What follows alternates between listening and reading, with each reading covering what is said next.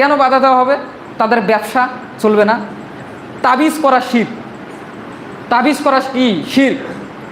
কোরআনের আয়াত দ্বারা যদি আপনি তাবিজ করে যদি গলায় দেন, কোমরে বাঁধেন, হাতে বাঁধেন, বা আপনার ওয়ালে দেয়ালে লাগিয়ে দেন, আপনি শিরক করলেন। আপনার ঈমান আমল নষ্ট হওয়ার জন্য এতটুকুই যথেষ্ট, বেশি যথেষ্ট না। এতটুকুই আপনার ঈমান আমল ধ্বংস করে দেবে। রাসূল সাল্লাল্লাহু আলাইহি সাল্লামের কাছে একদা 10 জন ব্যক্তির একটা জামাত আসলো। খুব ভালো করে শোনেন, এটা একটা বোঝার মতো হাদিসটা। অনেক শুনেছেন আমি জানি, কিন্তু হাদিসটা আপনার এইভাবে কোনো দিন বোঝেন নাই। আজকে আপনাদেরকে আমি একটু এক্সেপশনালভাবে, ব্যতিক্রমভাবে আপনাদেরকে আজকে আমি বুঝিয়ে দিই।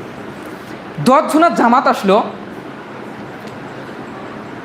তারা অনেক দূর থেকে আসতেছে, শরীরে হালকা কাপড়,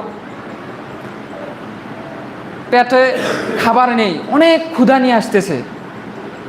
মুসলমান হওয়ার জন্য আসবে, বায়াত গ্রহণ করার জন্য আসবে। রাসূল